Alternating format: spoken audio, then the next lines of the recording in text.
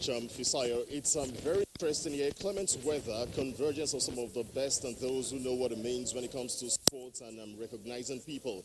I've been witnessing the arrival of some guests here already for the inauguration of the Moshood Abiola National Stadium. Remember, it's a 60,000 plus capacity main bowl. And of course, what a way to have people come and honor and celebrate the former pillar of sport in Africa. That's talking about the late Chief Moshood Kashimawo Olawale Abiola. Just a short while ago, I saw Kola Abiola, strolling in a few minutes ago, and of course, we've seen some ministers also arriving for the event. Well set up in an environment where we're keeping enough social distance and physical distancing here because of the coronavirus pandemic. It's a noble event here at the main bowl of the Moshood Abiola National Stadium, and we expect something grand to happen in the next few moments.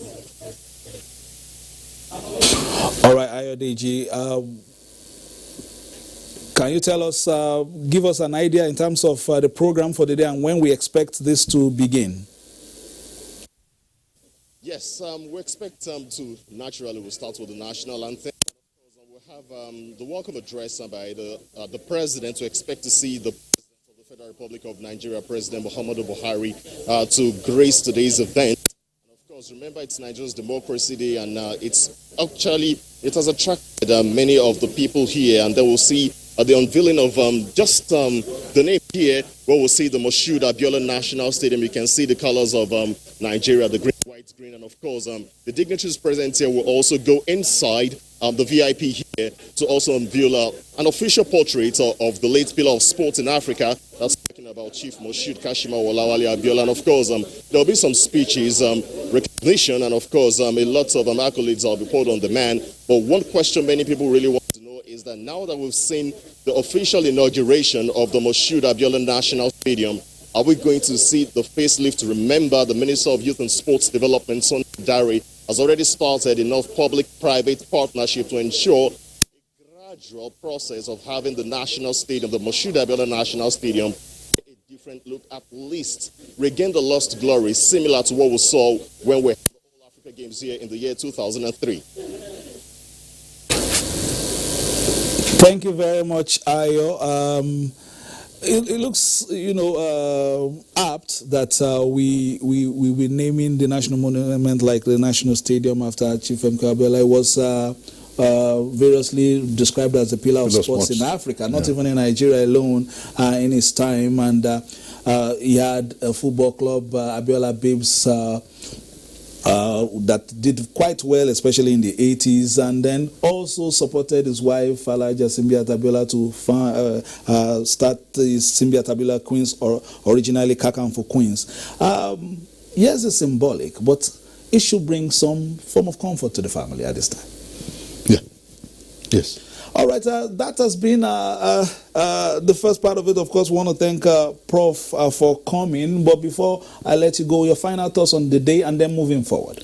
Yeah, well, my final thoughts are that, it's good that this decision was taken and it's been gradually institutionalized. The process should go on at this one. And also, I think for those who are politically active in this country, my appeal to them is that they should play politics as should be played, because politics is service, not to self, but to the community, the political community. And therefore, whoever wants to go into politics should actually come up with a program that they will, when they get to power, they will use the office or the instrumentality of the office to actually put in place the program that should aim, ideally, to actually uplift the living conditions of Nigerians.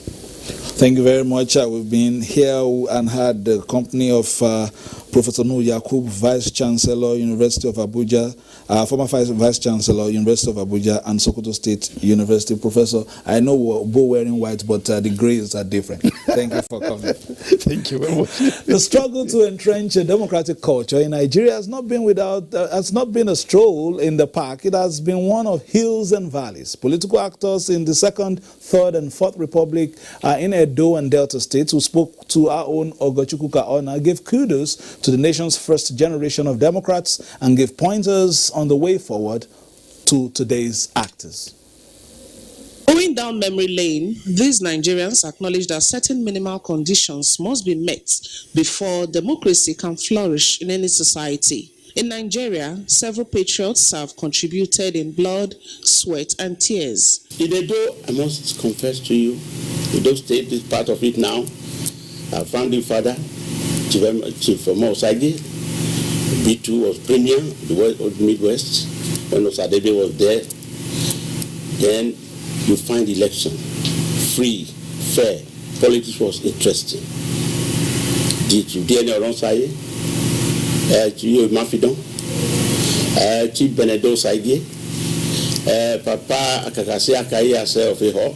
You were major actors in that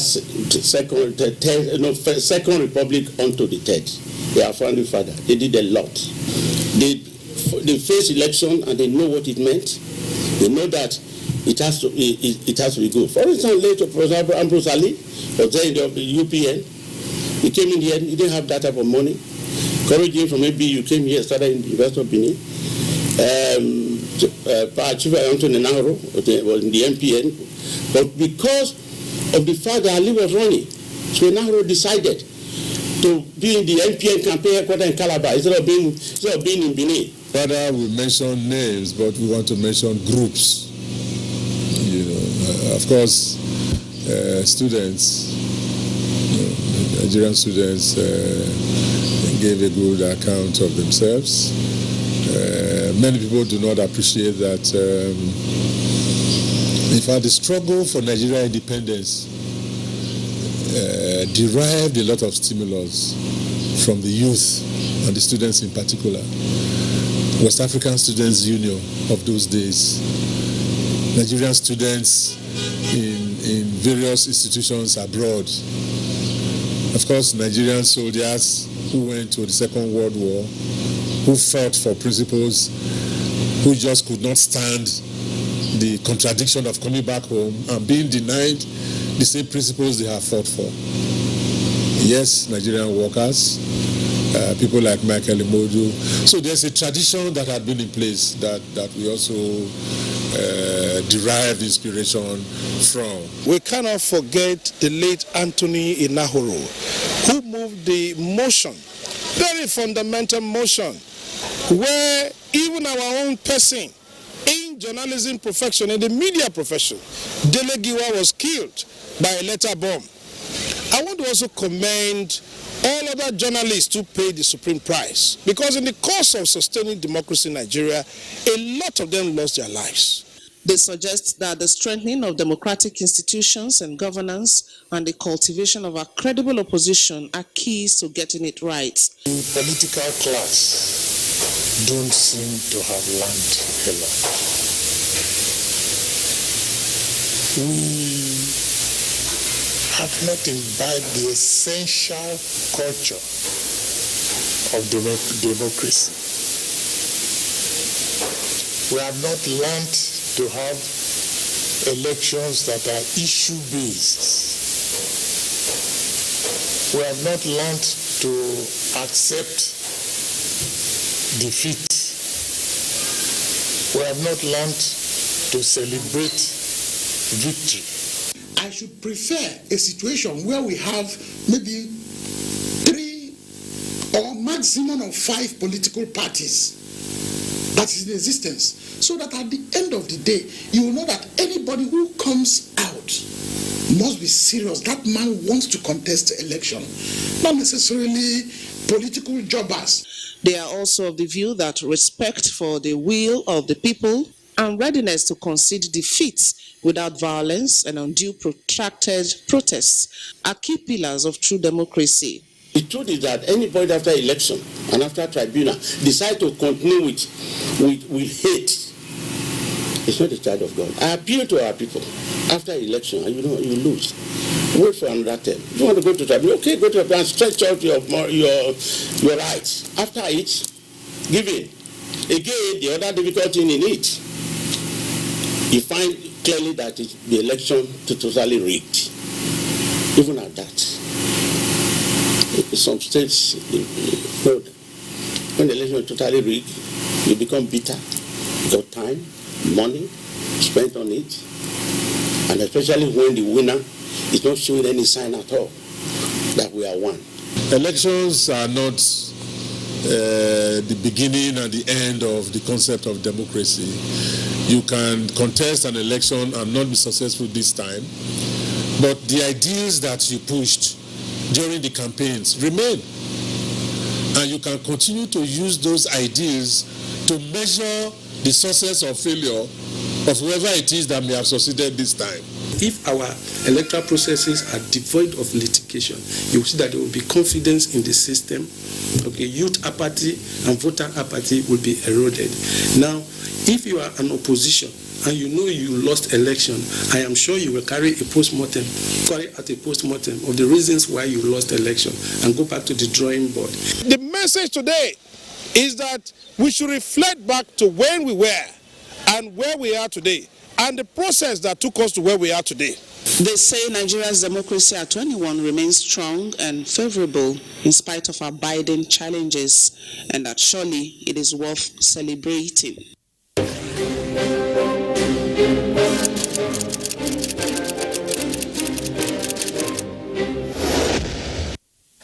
You're watching the Nigerian Television Authority, the network service of Nigerian Television Authority, where we give you the very best of news, reviews, previews, and interviews. This is the Democracy Day special series, and I have to welcome my second set of guests. Joining us in the studio is a stakeholder in that June 12 struggle, Senator Kabiru Gaya, former governor of Kano State at that time, and chairman now chairman Senate Committee on INEC. Welcome, Senator. Thank you very much. And we have Dr. Philip Afaha. He's the head of Department History and Diplomatic Studies here in University of Abuja. Thank you, Doctor, for coming. Thank you very much. And from our News 24 studios, we have Honorable Ahmed Sajo. He's the former Commissioner for Information and Strategy from Adamawa State. Thank you for joining us. Thank you very much. Senator, a date like this brings back that administration that was cut short. I think you were already in your second year in that period. What memories from 1993? Well, first of all, if you are talking of the date on June 12, it was a beginning of having a stable democracy, because our campaigns in those days for the presidential election, where late Abiola contested and Bashir Topa contested under NRC, we had a hope that we will have a good election, and at the end of the day, whoever becomes the president, we as governors at that time, because we elected governors for the 30 states of the Federation, some SDP, some NRC, and we hope to work with anybody who wins election at that particular time. Unfortunately, we were a product of early Third Republic was a product where we would like to have a stable democracy from the military to the civilian. And the military are always having coups here and there, and even the June 12 was a coup by the military, because the elections were conducted even though the results were not announced, but we could have been allowed to resolve our problems, announce whoever is the winner, and we move forward. By that, I'm sure if we had gone in that direction, by today our democracy would have been much stronger than what it is now. Because I believe even the stakeholders now in the current political dispensation are all products of either NRC or SDP. So they are part of the struggle. Some of them were part of the struggle for the June 12. And now they are leaders in this current political dispensation, which I have to commend them for that. For the struggle in the June 12 issue, which brings us now to a stable democracy for this number of years, almost 20 years. So we thank God for that. And I have to say that Abiola has worked hard as a businessman, as a politician, and somebody who does not put tribal or religious differences between himself and the people. And he's a person who always works hard to make his people happy. I could remember instances where he was in Kano when I was a governor, He was running under a platform of SDP, and I was a governor under NRC. Here he came to Kano during his campaign. He visited me for a courtesy call, and he was able to tell me that he will intend to have a government of unity when he becomes the president, and that was exactly what I had in my government in Kano State. I had members of NRC and SDP in my cabinet, whereby we had a government of unity to transcend the political positions in that state. So it was a good beginning, but truncated, and I hope and believe that Nigerians will have learned lessons from the June 12, and we have to now personally appreciate President Buhari for bringing this June 12 as a democratic day, and for him to honor the democracy and respect democracy and honor the struggle past the man who was at the head of the affairs. Because if Abiola did not protest or did not insist, it would have been a gone history and nobody would have think of June 12. But he insisted, and the people around him were there to support him, and the Nigerians started the fight, the struggle, so that the military can be able to hand over power to the elected Democrats. I could have to thank also people like Bola Tinubu and all the rest who were part of the struggle in the Bola Ige, the rest, and even Dr. Janedi from Kano and other people who were also part of this struggle, and we now have at least a democracy of about 20 years. And I think it is something we need to add up on top of that. All right, thank you for your opening comments. Doctor, Nigeria has had a storied, a past in terms of the struggle to entrench democratic values. This struggle seems to still be on. Yes, we are having uninterrupted democracy, 21 years, as rightly situated by Senator there. But it seems as if, like I put this question also to our past guest, as if we seem to be forgetting some of the struggles that led us to this point with some of the practices we are seeing today. Yes. First and foremost, I want to say there will never be an end to the struggle to perfect democracy. Democracy is a man-made system, so it can never reach perfection, 100% perfection. Even in developed countries of the world, what we see is that they keep working on their democratic system to improve upon. You know what is going on in America. In fact, a few months ago in France and in Russia, in Iran, you notice people clamoring for one aspect of democracy or the other. Nigeria is not an exception. We will continue to push. We are going to hear more of the push by Nigerians for the perfection or the enhancement of our democratic practice. Yes. Having said that, have we learned a lesson over the years? And yes, we have actually learned a lesson. We have come a long way. Nobody should actually dismiss that, from 1993 up till now, we have not been able to achieve anything. We have not added anything to our democratic culture. We've actually achieved so much to democratic. His Excellency sitting down here can bear witness that what we have now, we have a more inclusive democracy. The one we had in 1993, yes, everybody voted. We had the interest of the voters to come out to vote because it was a pan-Nigerian election. We had MK Abiola. But now, you notice that more people are participating. Apart from the voting process, more people are involved in democracy. So I think we have made a lot of gains between that time and now. And we only hope that there will be improvement. The only thing that we have to do is that we really need to work on the leadership. Because democracy is what it is because of the people, the caliber of people at different positions of leadership. So when the fish, I'm from the riverine, when the fish spoils, we say that it is from the head. So the heads, from councillors to governors, to the legislators, to the people appointed by government in different positions, they should know that they are actually the ones to provide the leadership, to guide even the way we think and the way we perceive governance. You notice that the number of people that came out to vote in 1993 was tremendous. You notice that in 1998, we also had people coming out to vote, but not as much as 1993. The reason was that people they never believed that the military is going to hand over power.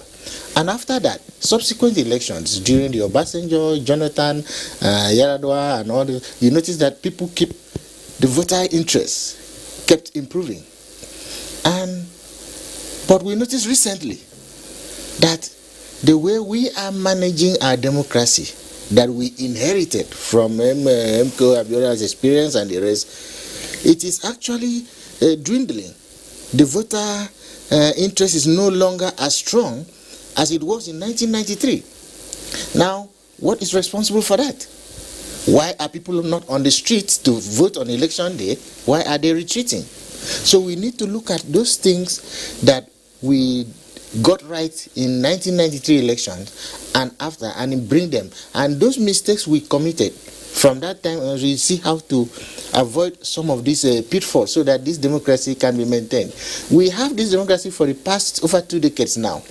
Not because some people say, oh, the military, they are not planning coups again. No. We have democracy because everybody has come to agreement. Even the military knows that everybody has come to an agreement that this is what we want. This is the kind of government we want. So they are not going to be popular again, even if they want to come in. But we have to maintain, to see to it that we are also benefiting, because the whole wide world is looking at us. We are the largest country in Africa. The whole world, the whole continent is looking at us. It was when we brought democracy to Africa. I mean, we started our own full republic in 1998. That was when most of other African countries started jettisoning the idea of having military running the affairs of their government. So we have to leverage on that. And we have the capacity, we have the potential to really show example in some of these things we are doing. Before I go to our next report, let me ask you, since you were there in 93 and now, has it changed in terms of reaching out to the people? Sometimes it was manifesto, later it became bags of rice and salt. What has changed? Well, a lot has changed, and too much of corruption has been involved into the governance of the people. I remember during our time, the most ideal is to reach the people and talk to them and show them that, yeah, you want to run for a position and you can do that and that for them. I could remember in '89 when the NRC SDP politics started, I went around all the local governments in then Kano and Jigawa state, because at the time we were campaigning, Kano and Jigawa was merged together. It was just some few months to election that the Jigawa was cut out of Kano or split out of Kano. So in those days, people are only concerned more on the ability of the person they wanted to vote. And they can make commitment to vote for that person because they believe he can do this, do that, or what he has promised. But these days have changed. People don't come out. In those days, you can't just come out overnight and say you want to be a governor or you want to be a president because your bags are full with money. In these days, it's possible. You can just keep your money until a few days to election, you bump in the money and then become a candidate, and then maybe most likely become a governor or a senator. But when you put money to win election, it means you are investing the money into a business, and that when you win, you may have to recover that money you put in, and that is corruption. So therefore, the difference between our time and this time is completely different. And even at that time, the way we run our government, the local government are totally independent. The federal government was giving local government its own share of funds. It doesn't come through us. There was something like sharing of account or joint account. We were operating independently. The only thing we do is that if we have 3 villages and they all need a project, so we say, okay, federal government has debris. So the debris will do a project in one of the villages. The local government will do a project in the other village, while we from the state government will do a project in that location. We don't have to duplicate. But these days, people don't care, and you can have 3 projects in one location which are not functioning. You can have 3 boreholes by different tiers of government, and none of them is working because this issue of corruption has gone into us deeply. And that's why when President Buhari came in to fight corruption, we agree with him, and at least it has been reducing to a certain extent. You cannot overnight wipe out corruption because the corruption is on both sides, even the people and then those who are governing the people. Because the people will now encourage those who are governors, who are the leaders, to be able to give them something or money or whatever, and they are asked to spend more than their salary, more than their earnings from the government. So therefore they have to now dip their hands into treasury and serve the people. And these days things are worse because of poverty. You can see during some few elections back, some years back, is that people are putting leaves on their head that they are for sale. They are selling their conscience. They are selling their votes to whoever has the highest bidder. So the difference is totally and it's entirely different. And I think I believe that we should go back to that system and assist, find a way of which we can be able to revive this country to a better democracy with good governance and leaders who are not corrupt, are leaders who are prepared to fight for the interests of this nation, leaders who are ready to support their people to the last. So I believe that there's a lot of difference. And second, the other thing is the number of parties we have. We have too many parties, so people go and form parties in order to trade on what they should be given before the elections, electing another officer. Or you can find that a candidate now can round up 20, 30 political parties under him. All these political parties are just hardly existing. But because in the news you say 30 political candidates have now decamped to are supporting one candidate, it gives an impression that everybody is supporting him, and then that's the bargaining power for those non-important political organizations or parties. So therefore, in INEC here, we now introduce, well, it was introduced in the Electoral Act when we passed it in 2000. All right, we'll go to News 24 soon, but let's first go to the National Stadium, the Moshood Abiola National Stadium, where there's an official unveiling of Moshood Abiola Stadium there. The official inauguration is on. Now let's join the National Stadium live.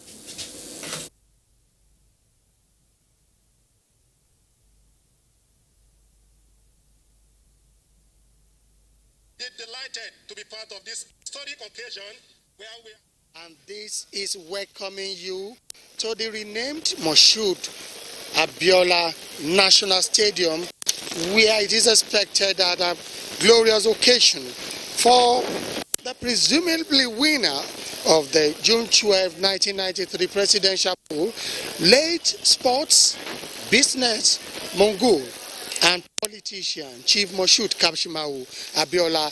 Indeed, it is a double celebration because this is the first anniversary that is being done for the renaming of this stadium, MKO Abiola. Equally too, 27 years after, even though there are little or no celebration across the country because of the ravaging COVID-19, this marks another landmark in the recognition of the day.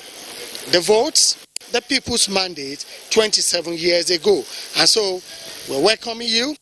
You're on to the Nigerian Television Authority, and we've been taking you through analysis of Nigeria's Democracy Day. And we are here now at the MKO National Stadium, where we'll bring to you activities of the renamed stadium.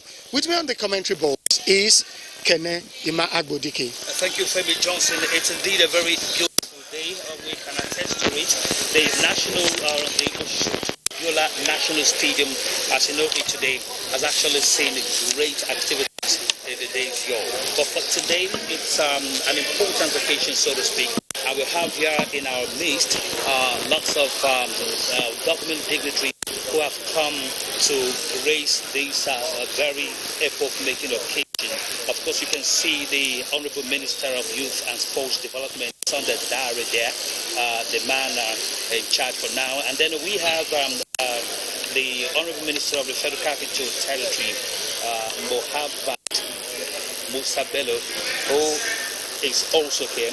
And we want to hand over straight to the field there so that you can follow us amicably.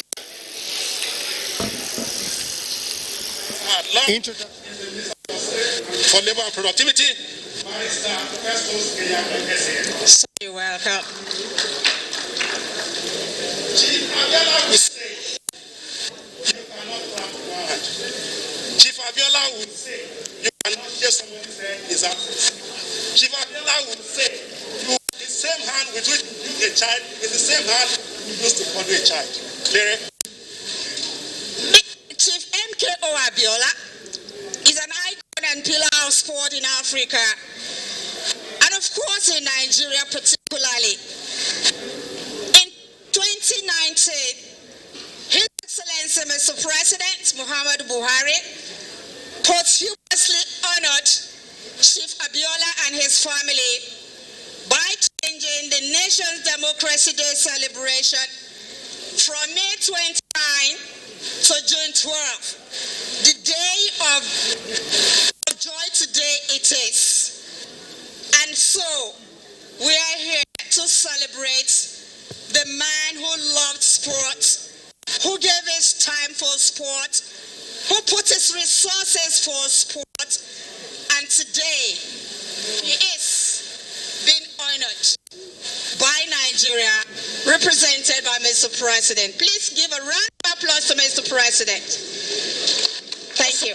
Also, money, like I said earlier on, you cannot shave a man's head in his absence, so says Chief Abiola.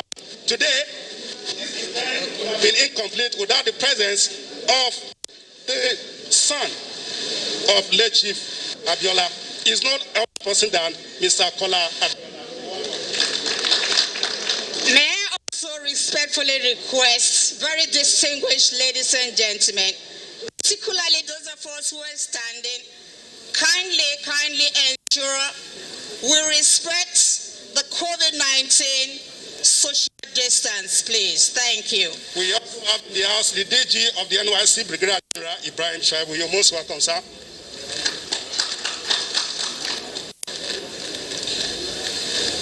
With the recognition done, we also have in the house the former permanent secretary of the Ministry of Youth and Sports, who also was part of this historic preparation when he was permanent secretary. Please join us to welcome Mr. Olushade Adeshola. And of course, his successor, who is currently the permanent secretary in the ministry, a vibrant, hard-working man. He's been here all day this morning. Please welcome a son of the soil in the FCT, my own permanent secretary, Mr. Tanimu Gabriel Aduda. Also in the house this morning, we have Sir Christian C. Ohad, Capital Territory. And also we have the DG of the NYSC. Please welcome him. We also have the DG of the Citizenship and Leadership Center. Please welcome him.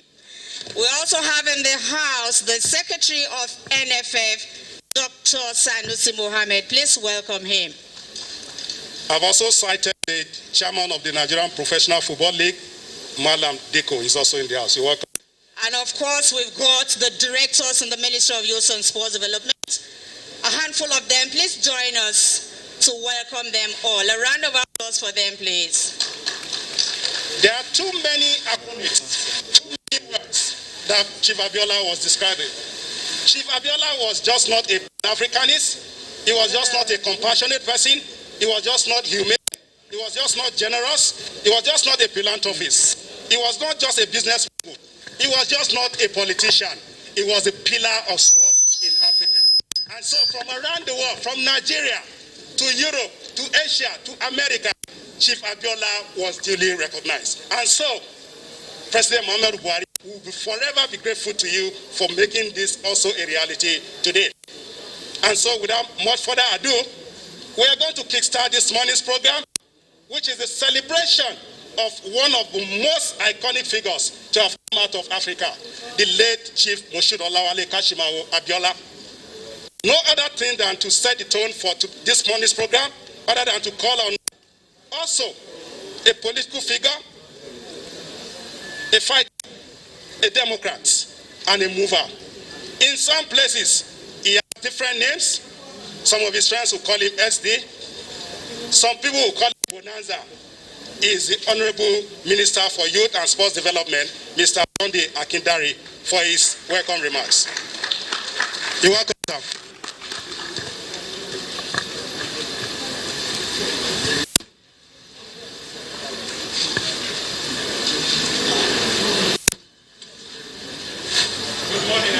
And he has taken all pains to ensure that most of the things that are actually right in sports are being put in place.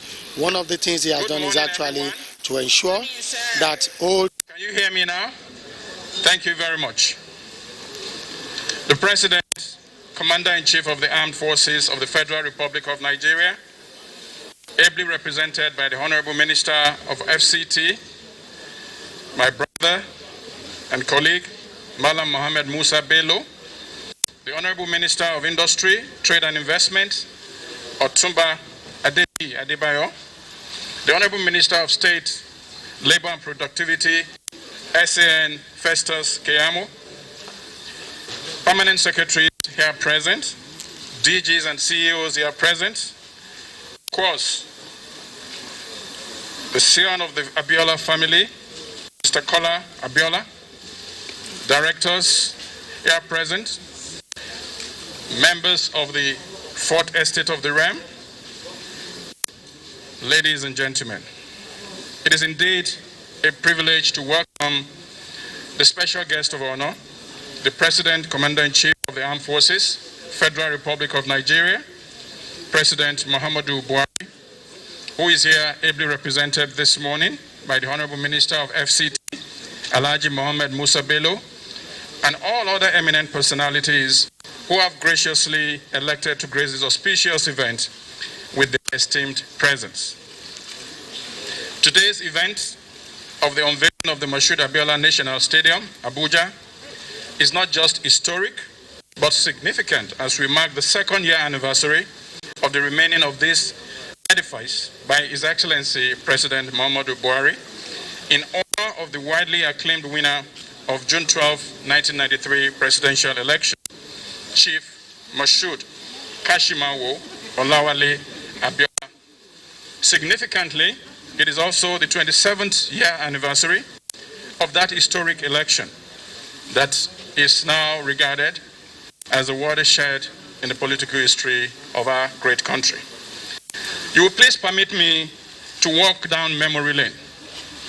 In July 1994, my editors, then at the News Magazine and Tempo Magazine, the trio of Bayo Nanuga, Dapo Olorun Yomi, and Babafemi Ojudu, decided to dispatch me to Geshua in the outskirts of Maiduguri to find, locate, and interview Chief Moshood Abiola. He had then been incarcerated in the Geshua prison. It turned out to be my most dangerous assignment as a northern correspondent for these magazines and also in my entire career as a journalist at that time. The News Magazine and Tempo Magazine had become the champions of the struggle to free Abiola and also to annul the June 12 elections. My assignment was at the same time simple but complicated. I was to find and confirm that Chief Abiola was indeed alive and in the Geshua prison. And then I was to make sure I interview him. The later part of that assignment was the most difficult. For several nights, I hung around the prison walls in Geshua. I bribed prison warders, anyone that could give me information about Chief Abiola and how best to get to him. I was finally able to get a note to Chief Abiola. I got some inside information that I passed out to my editors.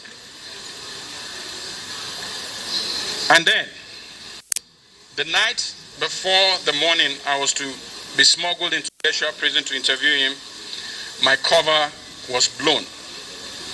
I had to run. I flew out of my hotel room through the window without the normal protocol of checking out. I left my clothes, my notebook. I only managed to escape with my small recorder. I ran out of Geshua disguised. Indeed,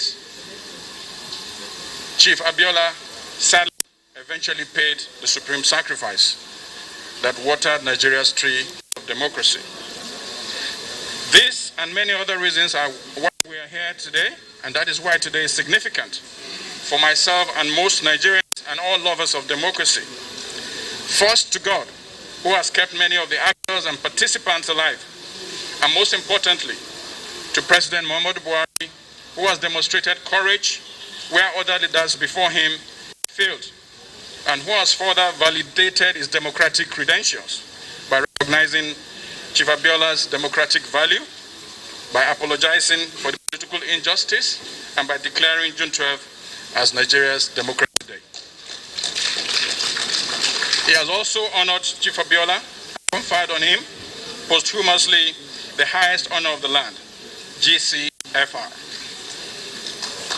This event is therefore auspicious in not just the celebration of a great Nigerian, Pan-Africanist excellence and great lover and promoter of sports, but another opportunity to assure Nigerians that the labor and the supreme sacrifice of the pillar and symbol of democracy was indeed not in vain.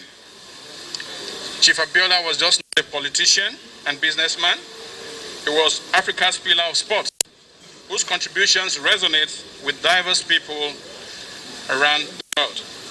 Each time athletes participate in this arena and other sporting arenas across the country, his love for sports and humanity will always be evoked and be brought to fore. We know that sports engages millions of our youth across the country. This government of President Muhammadu Buhari is committed to returning Nigeria to the glory days of sports, committed to bringing back our sport infrastructures and also encouraging grassroots sports development. We, the ministry, thank Mr. President for his support and his recent directive that we should audit sports infrastructure across the country and come forth with a plan for its approval to start the general renovation. 27 years after, justice came through the hands of a democratically elected leader in the person of President Muhammadu Buhari. It came from unexpected quarters. President Buhari chose to walk the path where others failed to walk. He chose the path less traveled. Only a committed and patriotic leader can achieve that.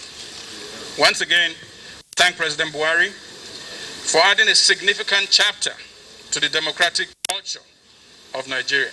Sportsmen, sportswomen, and sport lovers, thank Mr. President for honoring someone who remains unrivaled as the greatest sports lover, investor, and philanthropist. Abiola was a consummate sports lover. He invested his time and resources in sports development, particularly football.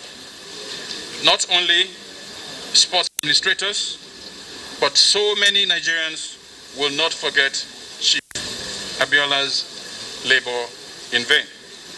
It is therefore fitting and proper for President Buhari to have named this national stadium as the Mashood Abiola National Stadium. We thank him for naming it after an illustrious citizen and a lover of sports. This renaming today goes beyond its symbolism.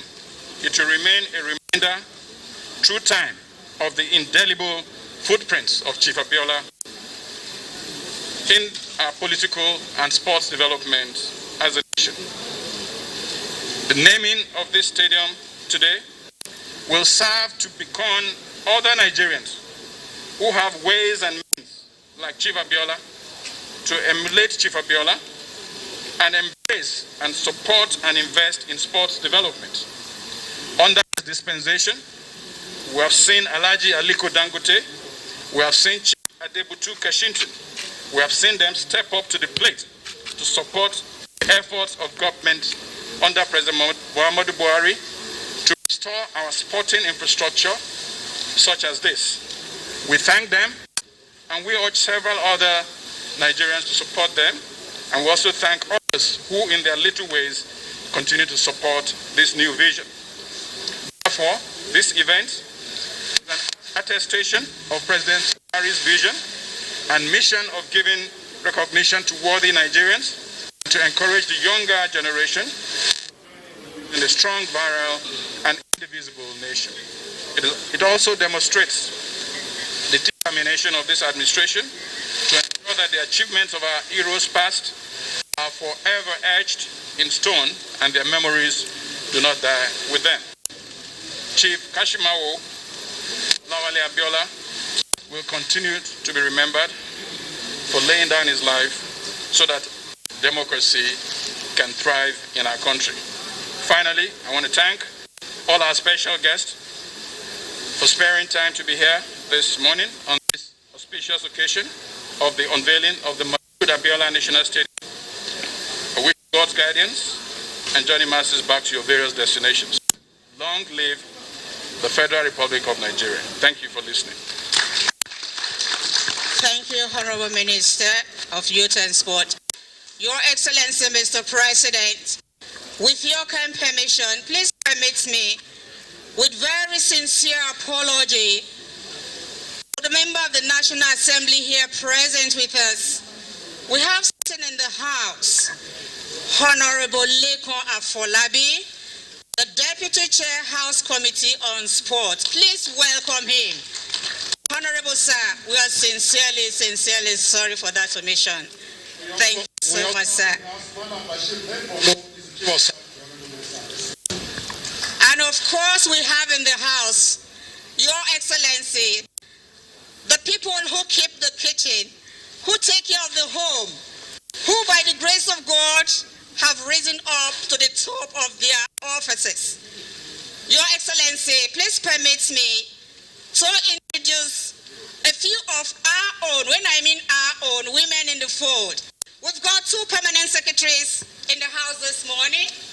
I have with us the Permanent Secretary, Service Policy and Strategic Office, my sister, Dr. Magdalene Ajani. Please a round of applause to welcome her. And also we have in the House another mother, Permanent Secretary, National Budget and National Planning, my sister, Mrs. Olushola Idowu. Might be welcome. Thank you so much for honoring us. Thank you very much. It's indeed a very great occasion where notable Nigerians are gathered. One of our very great African. But again, Chief Abiola said, you cannot throw the baby away in the water. Chief Abiola was full of wit. We're still here at the Mashood Abiola National Stadium, Abuja, where of course we are witnessing the official unveiling of the renamed stadium here today. You're watching it live courtesy of the Nigerian Television Authority. Earlier, it was the Honorable Minister of Youth and Sports Development, Sunday Akindare, with his very sensational remarks here. He had to go down memory lane at some point when he was a journalist to let you know how close he came to the man we are celebrating today.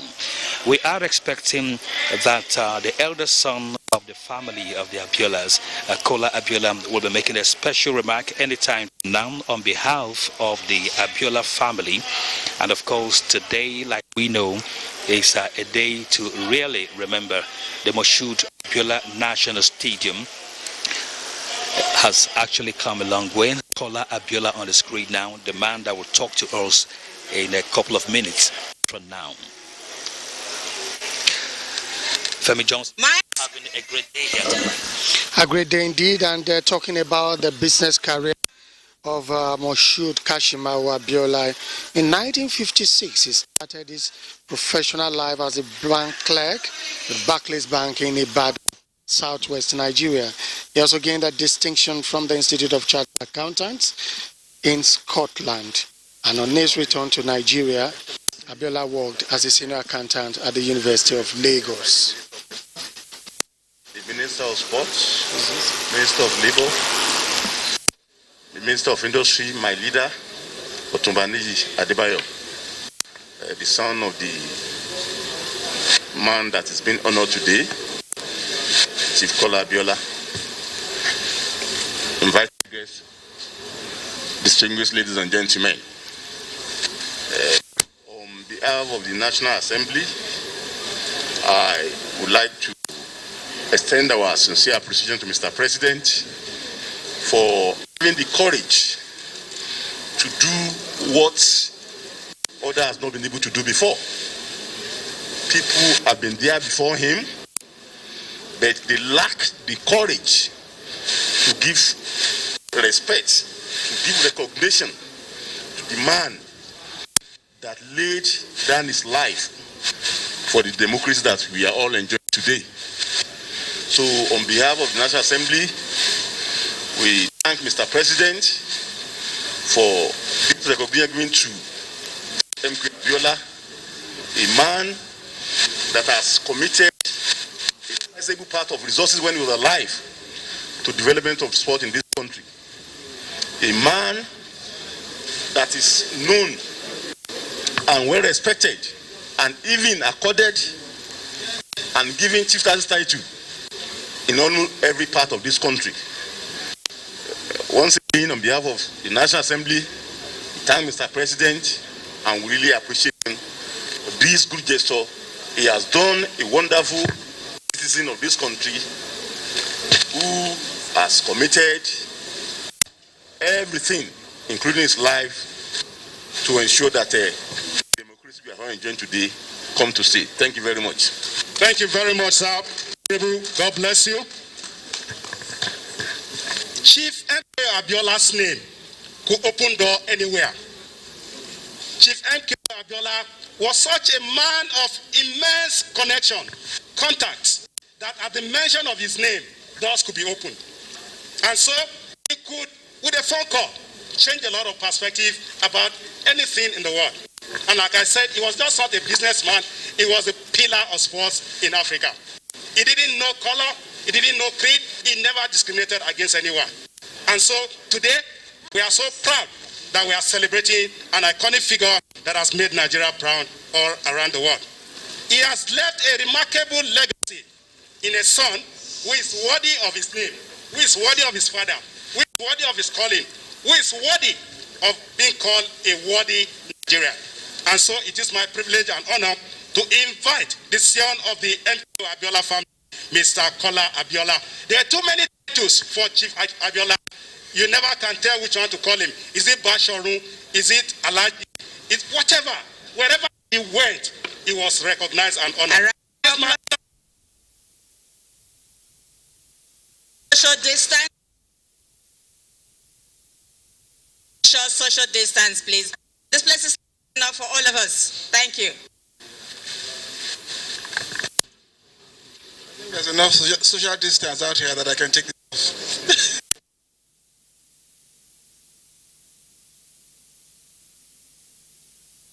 So, talking about a lot of the titles of my late father, I think the biggest one title has to be Basharun MKO Abiola, ECFR.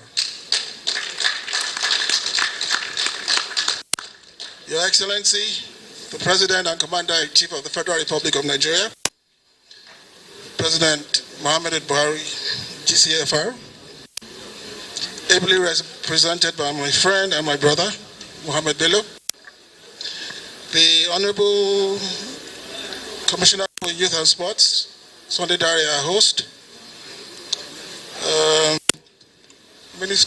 my minister, big brother here, Trade and Commerce, I think it's Trade and Industry, His Excellency, my brother here, also Kayamo, members of the House present, DGs, PAMSECs, press, thank you very much for being here. Distinguished ladies and gentlemen, like the Honorable Minister had said, today marks 27 years we spoke as one. It was a day like we had never seen before. We left our homes to cast our votes. leaving behind all the things that divide us. We spoke all as one, filled with hope. Our hope was raised, our hope was dashed, our hope was trampled and caged, taking with it a messenger of hope, turning our dreams to a nightmare. When we thought our hope was forever gone, our land retraced steps, and the people in gratitude gave hope a new life. And so from today, we'll always remember the day in June when we spoke as one, filled with hope for a greater tomorrow. We remember those who fought for this day, those who stood for it,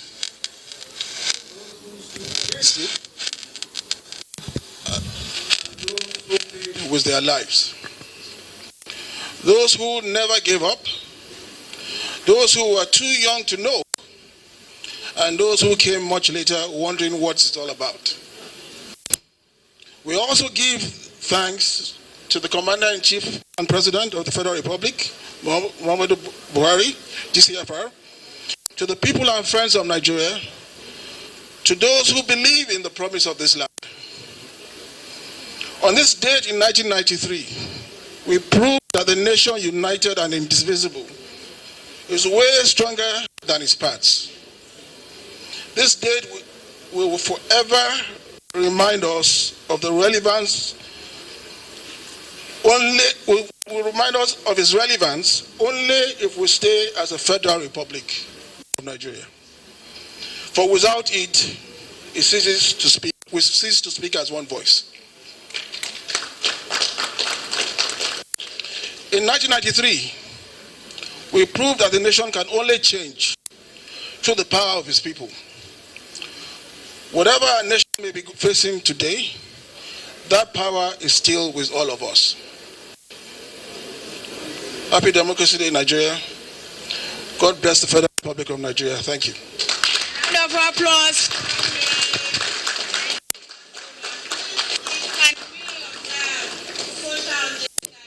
MKO Abiola late, telling us more and urging Nigerians to actually remember those who sacrificed their lives, younger generation who actually knew next to nothing, and those who were fully involved, those who voted, and equally too, those who actually participated in the June 12, 1993 election. Kenny was speaking more about the unity of Nigeria, and any moment from now, we'll be expecting the President, Commander-in-Chief of the Federal Republic of Nigeria, President Muhammadu Buhari, who is ably represented by the Minister of the Federal Capital Territory, Alhaji Mohammed Musa Bello, to actually speak extensively and make his keynote remark on this auspicious occasion of the renaming and also the unveiling of the MKO Abiola National Stadium. Well, of course, for Kolar, it's indeed a homecoming, a national homecoming, in the sense that those who are too young, who were too young in 1993, and those who came much more later will understand the symbol of today's event. The Moshood Abiola, National Stadium. It's now where everybody knows better, as in a place where we can all come and have fun, a place where we can all come and enjoy our important activities, all to the memory of the man we are celebrating today. So for Nigeria, a nation as great as this, I think today's a symbolic event, goes further to further unite us as a nation and continually remind us that we have a lot to do as a people in terms of developing every aspect for our national sector, especially the sporting industry, where we have everything going for us here in the country. Let's go back to the proceedings behind there. Things are really happening here today. Thank you, sir.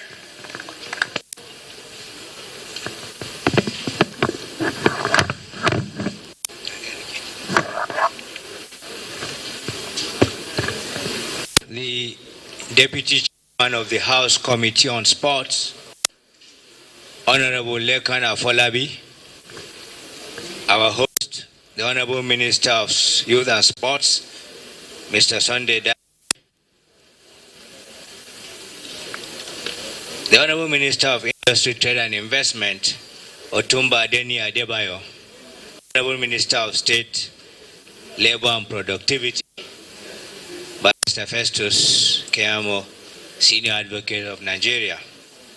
The Permanent Secretary of the Ministry of the FCT, the Permanent Secretary of the Ministry of Youth and Sports, other Permanent Secretaries present here, a very distinguished representative of the very distinguished family of late Bashorun Mko Abiola, GCFR, my dear friend, my former chairman when we were board members in Habib Nigeria Bank, Mr. Kolawale Abiola. The Director General of the NYC and other very distinguished heads of federal government parastatals here present, senior government officials, partner companies to the Ministry of Sports and Youth Development, and other members from the private sector, our very distinguished invited guests, gentlemen of the press, ladies and gentlemen. It is my honor to be here this morning on behalf of President Muhammadu Buhari to unveil the flag at the Moshood Abiola National Stadium in honor of our departed pillar of sports in Nigeria and indeed Africa, Bashorun Chief Moshood Kashimao Olawale Abiola, GCFR. This ceremony is in fulfillment of the promise made by President Muhammadu Buhari to rename the National Stadium Abuja after the late Mko Abiola in appreciation of his many contributions to sports and other endeavors in Nigeria. This ceremony is a signpost of the celebration of Nigeria's democracy. It also recognizes the life of a great patriot in our political and national experience. Like the person we are honoring today, Bashorun Mko Abiola, President Muhammadu Buhari places a high premium on sports development as a result of his appreciation of the importance of sports to national development and its ability to serve as a rallying point for all.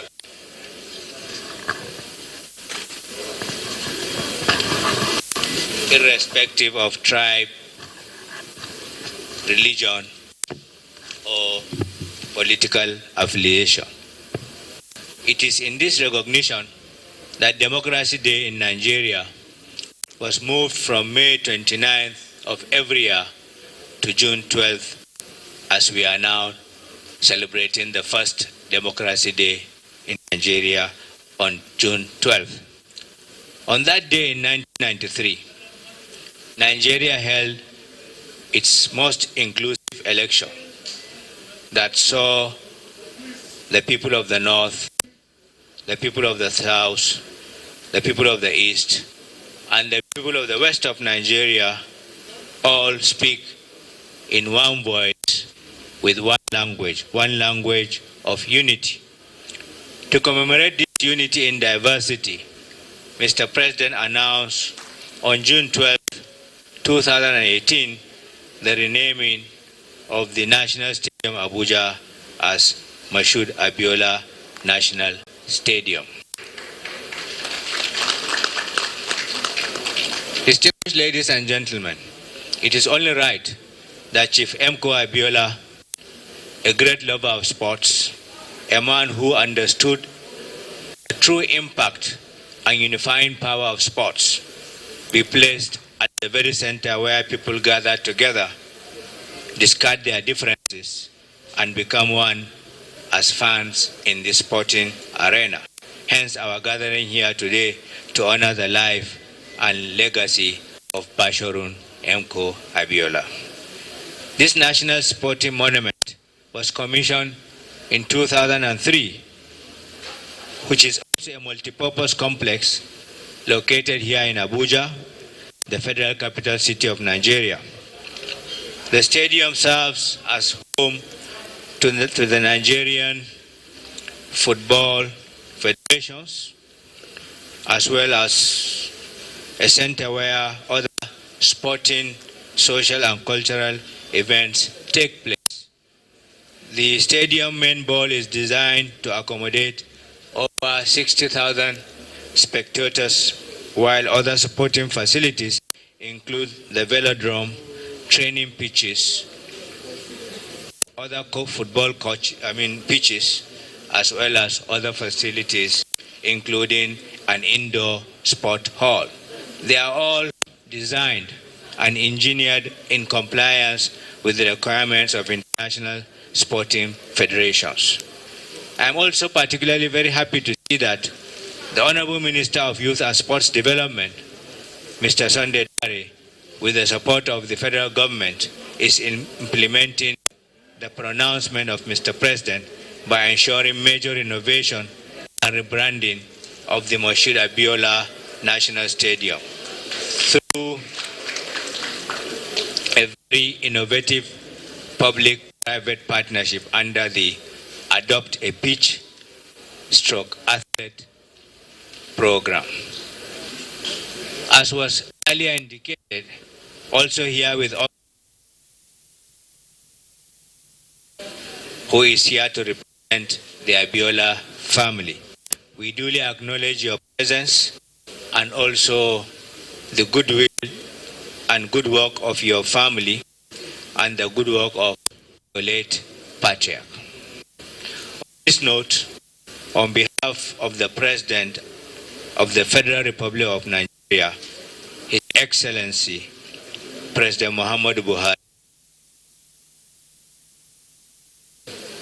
to officially unveil on behalf of Mr. President and the good people of Nigeria the Moshood Abiola National Stadium in Abuja for the good of Nigerians and humanity at large.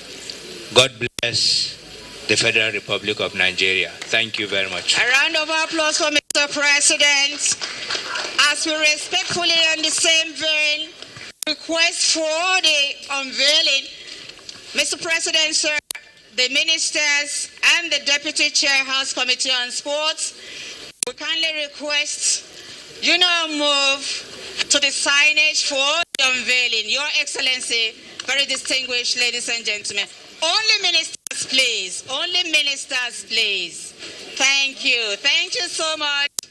Our permanent secretaries here, directors, director generals, and members of the press, thank you so much for being here today.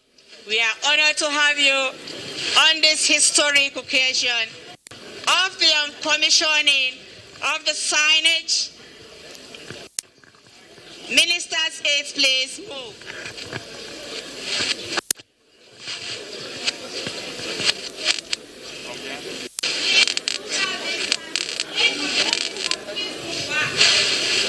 Please, let's ensure that we maintain the social distance in place.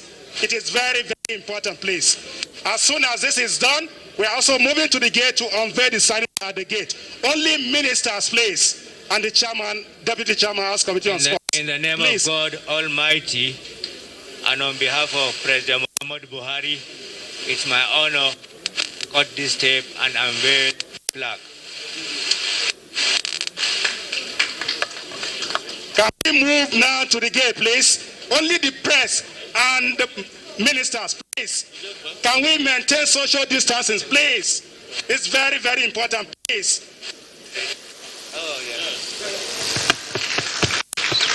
The historic moment we've been waiting for. Moshood Abiola National Stadium finally unveiled by this momentous occasion which is being witnessed live on the services of the Nigerian Television Authority. The entourage is gradually moving now to another place where we have also the same thing that you have just witnessed and you are seeing on your screen. And that is also the one at the gate. There are 3 package lots here at the National Stadium, and they are going to park in A, where also you will see the inscription Moshood Abiola National Stadium, and that is where the entourage is going at the moment. When they come back, they are expected to have an exhibition where they will see some few things about the life and times of Moshood Abiola. This is a man who actually joined politics at the age of 19. He joined the National Council of Nigeria and the Cameroons, NCNC. And let me also let you know that Abiola didn't only join that, he was also with the ruling National Party of Nigeria, NPN, in 1980 and was elected the state chairman of his party. Indeed, he has actually started growing himself and developing himself before he finally announced his candidacy for the presidency in February 1993 and the election which was held 27 years ago. Kenny, how are you seeing this occasion and what is actually happening at MK Abiola National Stadium? It's indeed a momentous occasion, Femi Johnson. We can't stop talking about this in a long time to come. But right now, let's show you a piece by the man we are talking about. To let him usually relieve how passionate he was about folks' development. Here is the late MKO Abiola.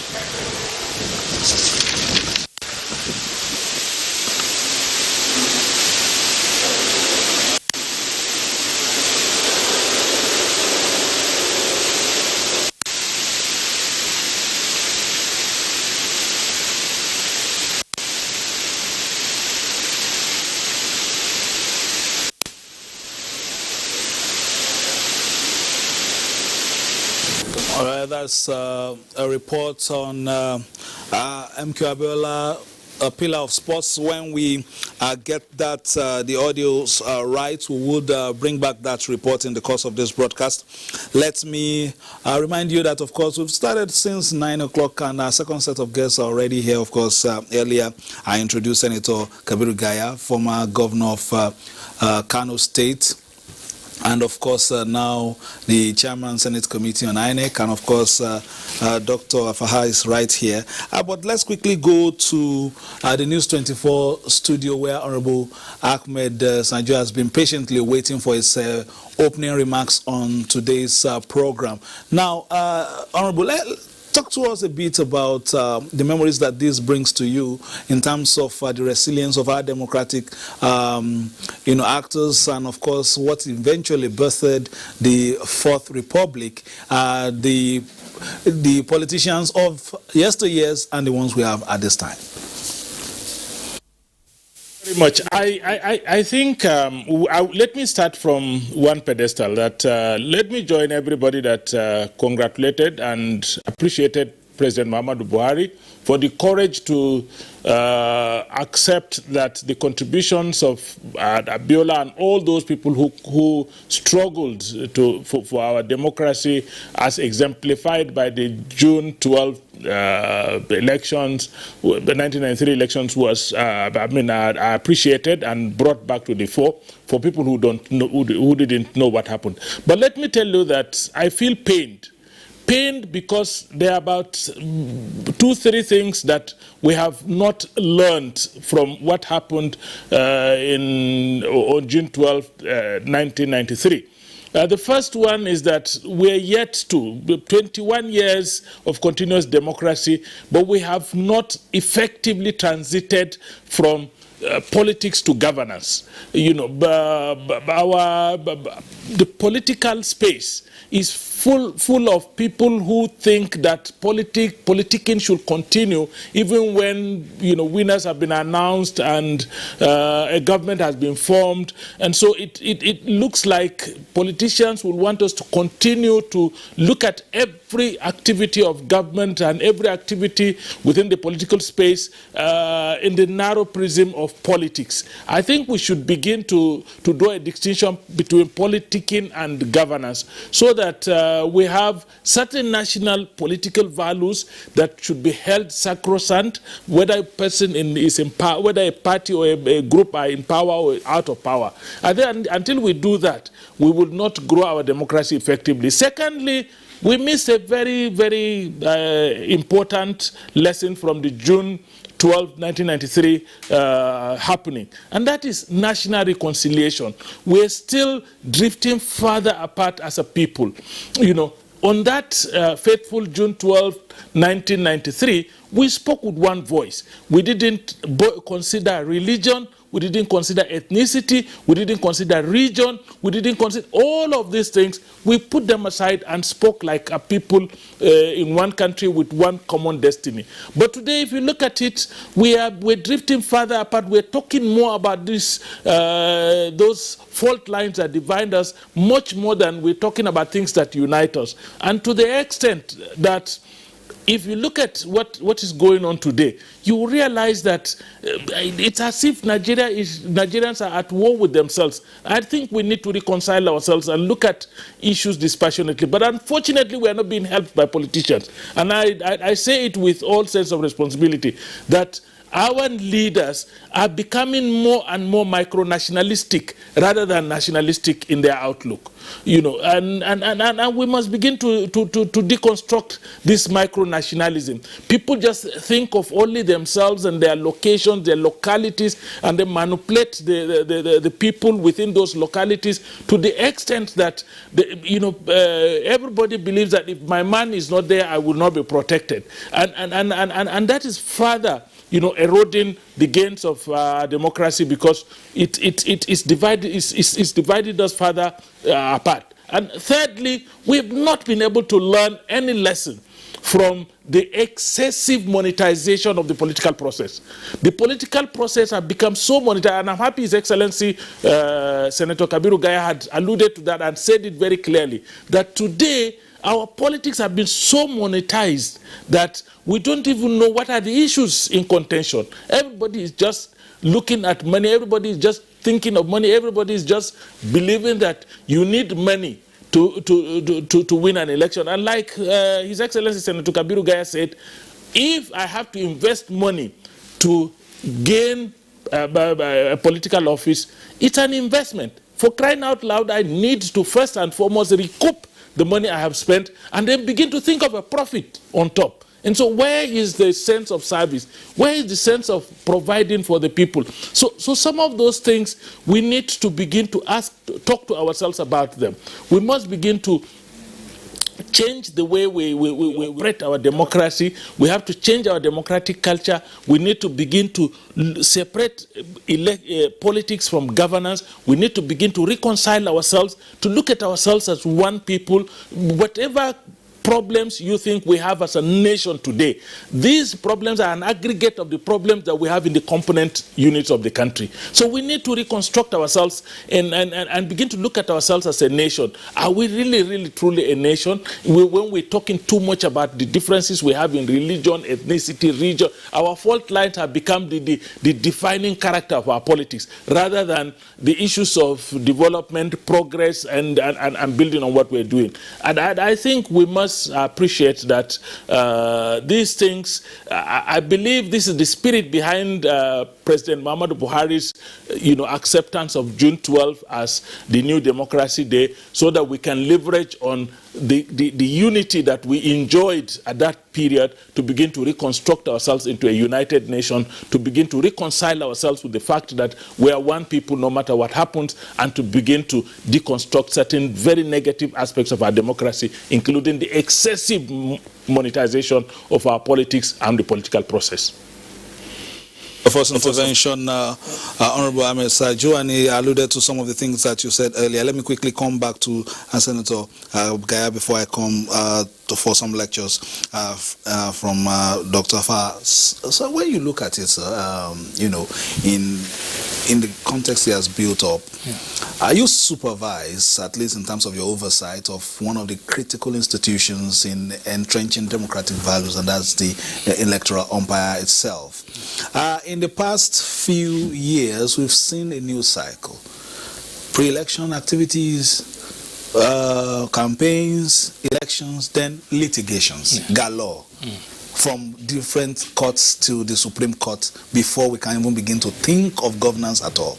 How do we begin to sanitize this process when eventually it seems as if results are now called not on the day but in courts? Yeah. You see, that's why I build up on this issue of putting up money for elections and spending money to win elections. It also goes in line that you have to also spend money during those who survive the elections, and then when you go to court, there is also a separate piece you spend. So it all boils down to spending so much money on elections. Sometimes you even spend more money in the court process, in the litigations, than even in the elections. So some people decided not to bother themselves into the election. They keep their money, create some problem during the process in the court, and then at the end of the court declares them as the winner. So all these things, we need to correct them. That's why now we are reviewing the Electoral Act to reform the electoral process in such a way that there will be severe punishment on all these aspects of failing to go by the book. For example, we are now even trying to curtail the cost of expenses for a senatorial election or a governorship election or a state assembly election, and then even the House of Assembly. So you have to now curtail, this is the budget for each member, and then after the elections, or if there is any petition that he has spent more than this, then there is a fact that he has spent this, he will lose his seat and be able also to pay fine or go for imprisonment. So these are the few things which we are putting up in the electoral process to checkmate this. Also, those also to be punished is not only the electoral, the person that run for the election, but even the supervisors, the electoral officers too. If they are found wanting, they will be charged to court, and then what they was jailing and paying of peace. So we are taking measures in such a way that these things can be stopped, because it's not easy in both sides. If a human being, if a man asks him to be paid money to vote for somebody, that's also an illegal thing. He should be punished for that. Or if a candidate create violence in an election where he thought he's not going to win, and he create violence, there's also a possibility of finding that candidate or even the party itself. So we are putting ways to block this issue of using money. The only thing we need to do also in the issue of the judiciary is also difficult to handle that section because the lawyers are happy to work for the legislators or for the Democrats so that they can be able to pay them fees. You find that during elections or after the election, you spend so much on this. So therefore, all those things, we're trying to come up with a better electoral or more defined, more effective electoral rules which can be able to guide us in a better and proper election.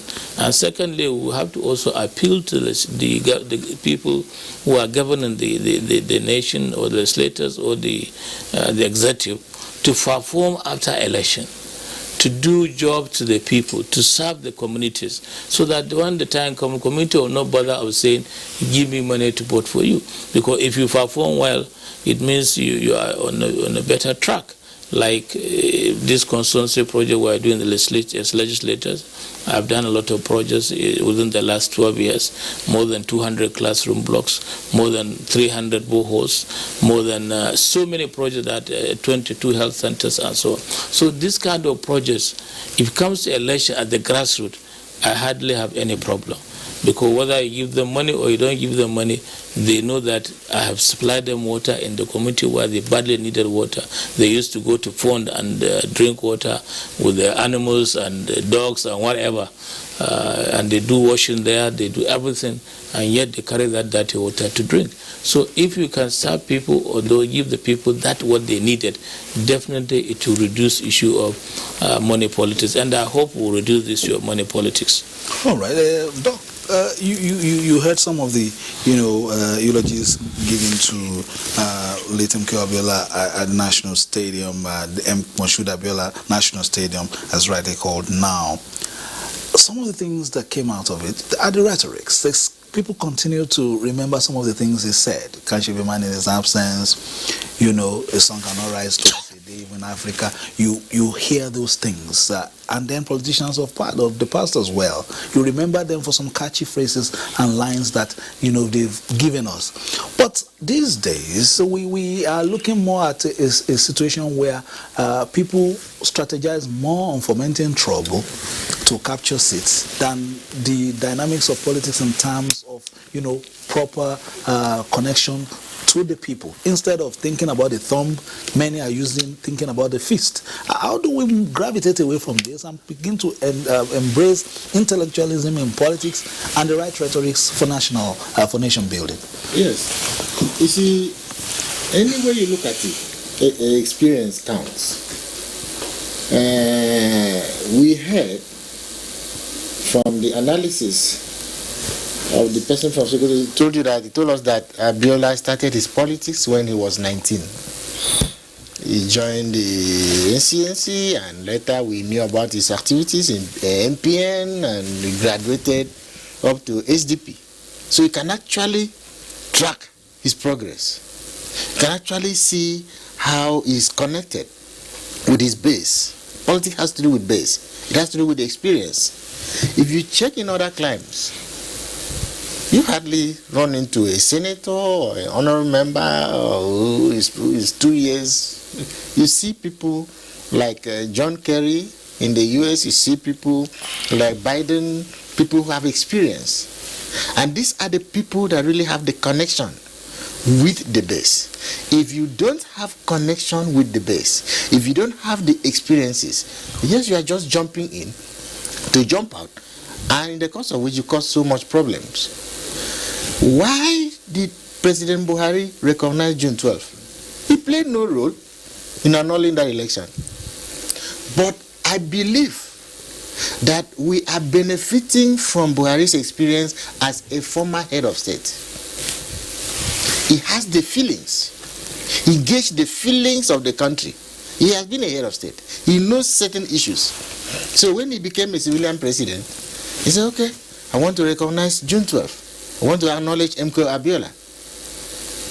And he did that. And that's a master stroke. Whether you like him or not, it is an achievement any other person would have loved to record as the president of Nigeria. And a lot of people missed it. But he did it. And he got it right. Of all the things he has done, he got it right.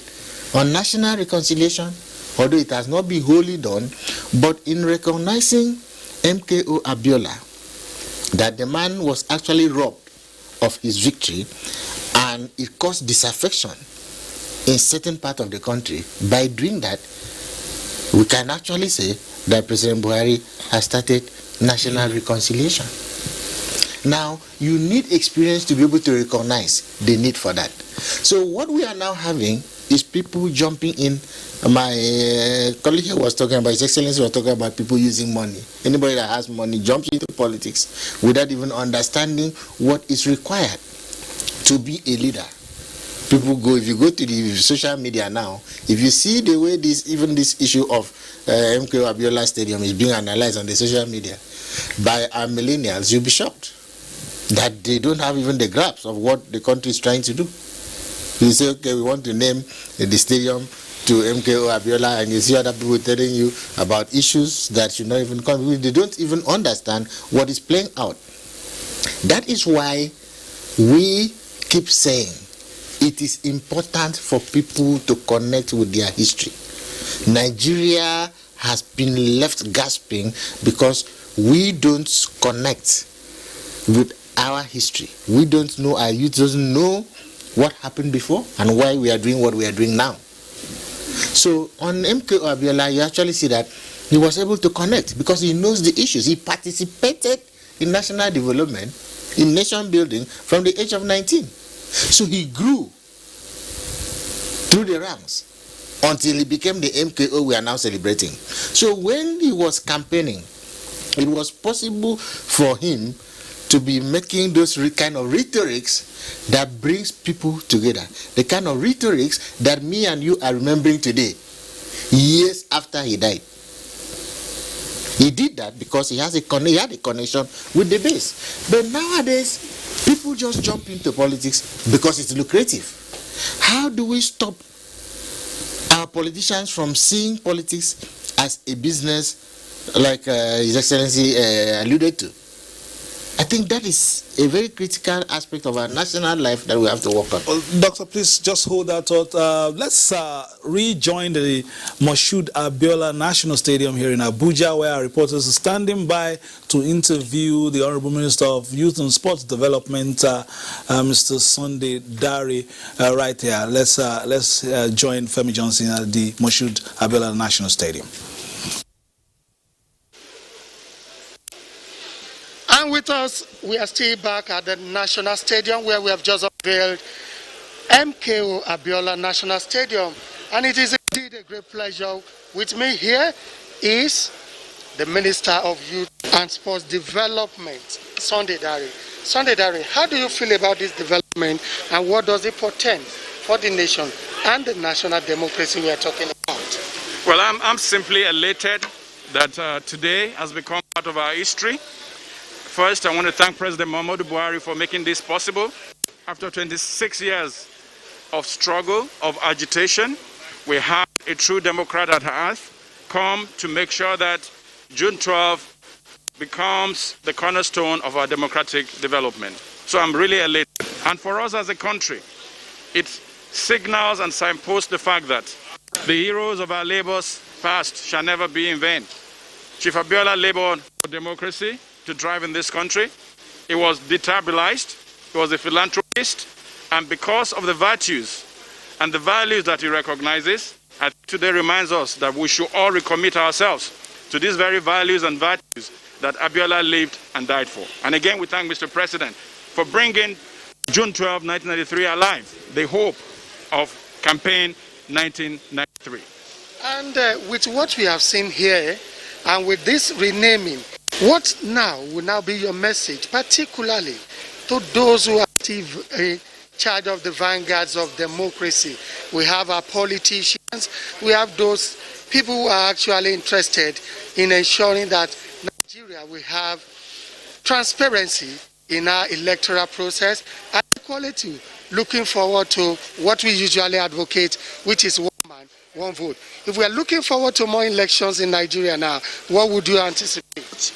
I think my call is to all Nigerians and all politicians to sit back and review Abiola's life, his political life, his social life, his sporting life, his economic life. That 27 years after, we still remember this democratic icon. Says the Lord, he represents essentially the very fabric, the very essence of Nigeria, and also the very essence of our democracy. So I call on all politicians to just look at the life this man lived. It was one of the best ever produced in this country. And I know there are so many Abiolas in this country, so many of Abiola's virtues in all of us. I call us to rise up to that level and commit ourselves to the very values of democracy. Thank you so much, the Minister. And let me let you know too that the son of late Chief Moshood Abiola is also here with us, and he's also delighted to share his experience, most especially when we are talking about 27 years ago. And first of all, let me welcome 58-year-old Kola Abiola to NTA, the largest television network in Africa. Kola, how do you feel about it? I think it's never too late. Sorry, this thing is, I think it's never too late. 27 years, something that we thought would be a no-brainer, took so long, but alhamdulillah, we have it eventually. So proud of that. So what really does this symbolize to Abiola family? What has just been done today, renaming of which it has actually been done a year ago, but we are unveiling it today. So what does it symbolize to Abiola family? Well, first and foremost, at the election of '93, Nigerians came together and said thank you to MKO for all he had done, directly or indirectly, in this country.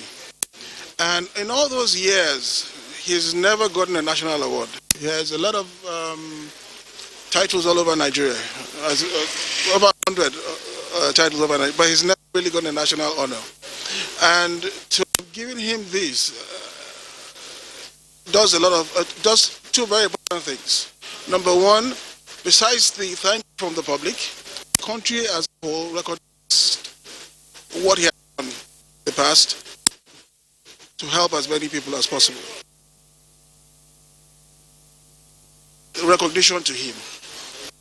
And more importantly, it comes to signify that he actually won his election, without a doubt. Because it's the highest order given to presidents. And to have given it to him posthumously confirms that at least he won his election. Okay, let me go emotional a little now. Yes. May 29 Right. to June 12. Your take? Well, it was wrong to have named May 29 to start with, because it doesn't signify anything. It only signifies the date in which the civilian government of General Abuja was sworn in. That's all it does. It doesn't represent the true picture of democracy and the face of democracy in Nigeria.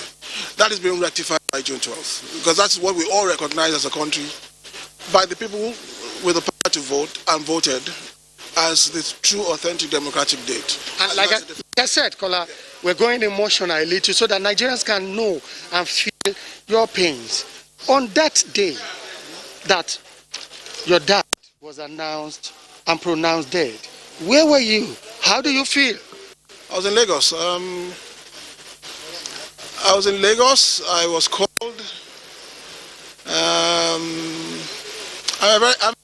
I'm a true Muslim, and I accept things as they come. I've gone through a bit of losses prior to my dad, with the loss of my mom. I've gone through losses very close to me subsequently. So I think I built up a shell in so many ways. More importantly, as the first son of the family, I had to hold up for everybody else. So I could not allow any weakness. So I had that burden to carry. And but of course, it's something that you thought would be temporary, but the cancellation became permanent because he passed away in the cancellation. So that in itself. Fisayo, I'm coming to you, but before I go, Kola, what would be your message to Nigerians as we look forward to future elections that will be taking place in this country? Well, first I want to thank everybody for making this day happen. Secondly, I want it to rekindle the hope that the power is still with the people. But more importantly, with this justice has been done. And it's the beginning of a healing process for Nigeria as a whole, for denying not just my father, but Nigerians as a whole their say in who they want representing them. That justice has come. The healing process has started. We have to continue to believe in our vote, and the power to vote, and the power to make a difference with our vote. And I would definitely be a party to making sure that we never go back to what we had in the past. So thank you so much, Kola Abiola, for joining NTA. And also, Sayo, it's back to you. A healing process in Nigeria, a development that has taken place, and with Nigerians saying that the nation's democracy must continue to be sustained. Fisayo, take it away from there. Very much Femi Johnson from the Moshood Abiola National Stadium here in Abuja. And we particularly enjoyed your interview with the Minister of Sports, Youth Development, and then, of course, the eldest son of the late MKO Abiola, Kola Abiola. Almost as if you are looking at the man himself in terms of the resemblance there. But let's quickly move to Sokoto. Our reporter, Mohammed Nasiru, spoke with a university don, Dr. Abubakar Abdullahi, who says the nation must not lose hope in its democracy in spite of the challenges. The report. Over 2 decades of uninterrupted democracy in Nigeria have been seen by many as a major plus to the nation, despite the challenges bedeviled the system. Inability to understand the concept and basis of politics by some political class pushed them to fail to play the game according to the rule. And that is why oftentimes challenges such as electoral violence, problems of insecurity, high level of poverty, lack of basic service delivery remain fundamental and characterize most of our democratic journeys in the last 3, 4, 5 decades ago. Therefore, the current republic is not an exception. All of us should look at the issue of leadership as sacrosanct and also as a responsibility that we will be called upon to account. The need for people to be reoriented on the basic ingredient that influence development of democracy is fundamental and necessary for the nation's democracy to develop. We equally need what I may describe as elite consensus. They have to agree, they have to come to terms with the basic and the fundamental challenges of corporate existence of this nation and begin to work out modalities that will address some of this kind of challenges. The fact that you belong to opposition, for instance, or to the ruling party does not mean that you cannot make consensus. And consensus building here means you have to sit down and agree, and of course disagree on certain fundamentals that will move this nation forward. We have to change. How are we going to change? This is why many of us admire the Mr. President. He is trying as much as possible to see what he can do to change the situation. It's very difficult. Often all the challenges, if the principles of democracy are respected, Nigeria will function effectively.